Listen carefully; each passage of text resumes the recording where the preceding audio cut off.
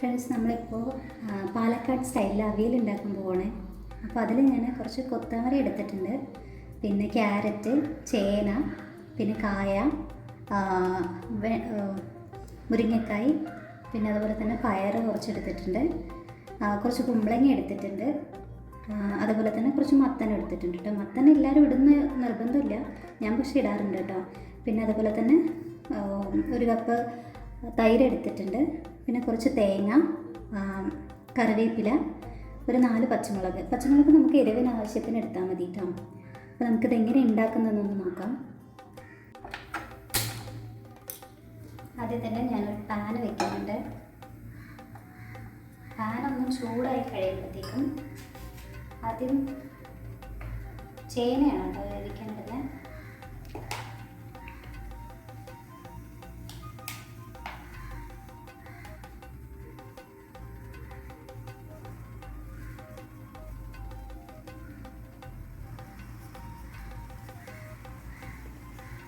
Pan ചൂടായിട്ടുണ്ട് കേട്ടോ. ചേന ഇട്ടിട്ട് അതൊന്ന് വേവിക്കുന്നുണ്ട്. കുറച്ച് വെള്ളം ഒഴിക്കുന്നുണ്ട്, ചേനയ്ക്കൊന്ന് വേകാൻ പറ്റുന്ന അത്രയും വെള്ളം. നമ്മുടെ ചേന വേകുന്ന സമയത്ത് ഞാൻ ആ മാറ്റി വെച്ചിട്ടുള്ള തേങ്ങയും പച്ചമുളകും കൂടിയിട്ട് മിക്സിയിലൊന്ന് അടിച്ചെടുത്തിട്ടുണ്ട് കേട്ടോ. വെള്ളമൊന്നും ഇല്ലാതെ അടിച്ചെടുത്തിരിക്കുന്നത്. അപ്പോൾ നമ്മുടെ ചേന വെന്തിട്ടുണ്ട്. ആ വെന്ത സമയത്ത് നമുക്ക് ബാക്കിയുള്ള വെജിറ്റബിൾസ് കൂടി ഇതിൽ ഇടാം കേട്ടോ. ബാക്കിയെല്ലാം ഇടുന്നുണ്ട്. വെള്ളം ഇങ്ങനെ എക്സ്ട്രാ ആയിട്ട് ഒന്നും ഒഴിക്കുന്നില്ല. കുറച്ച് ഉപ്പ് ഇടുന്നുണ്ട്, ആവശ്യത്തിന് ഉപ്പ് ഇടുന്നുണ്ട്.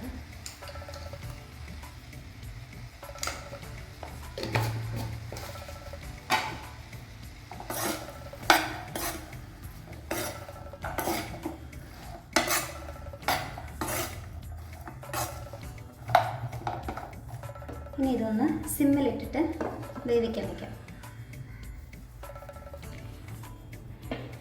നമ്മുടെ വെജിറ്റബിൾസ് അപ്പോൾ വെന്തിട്ടുണ്ട് കേട്ടോ. ഇനി ഇതിലോട്ട് തേങ്ങ ചിരകി വെച്ചിരിക്കുന്നത്, തേങ്ങ അരച്ച് വെച്ചിട്ടുള്ളത് ഇതിലിടാൻ പോവുകയാണേ.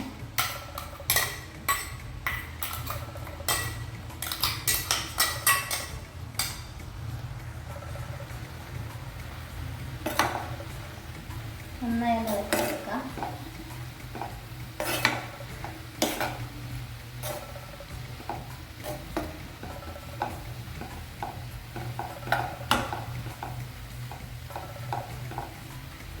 ഇതിലിപ്പോഴും വെള്ളമുണ്ട് കേട്ടോ. ആ വെജിറ്റബിൾസിലെല്ലാം വെള്ളം വന്നതാണ്.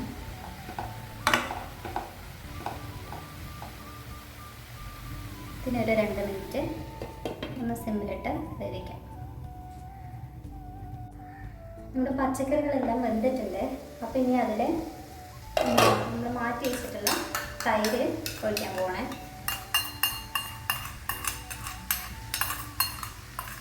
തൈരും പുളിക്കനുസരിച്ചിട്ടാണ് കേട്ടോ ക്വാണ്ടിറ്റി.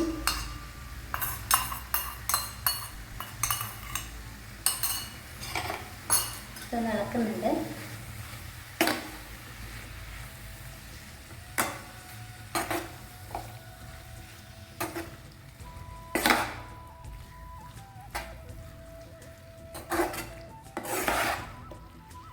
ഇളക്കി കുറച്ച് കറിവേപ്പില ഇട്ടിട്ട്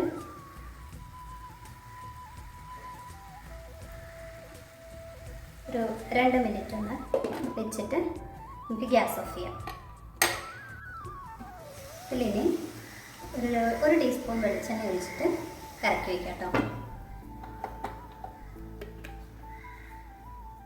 അങ്ങനെ നമ്മുടെ പാലക്കാട് സ്റ്റൈൽ അവിയൽ റെഡി ആയിട്ടുണ്ട്.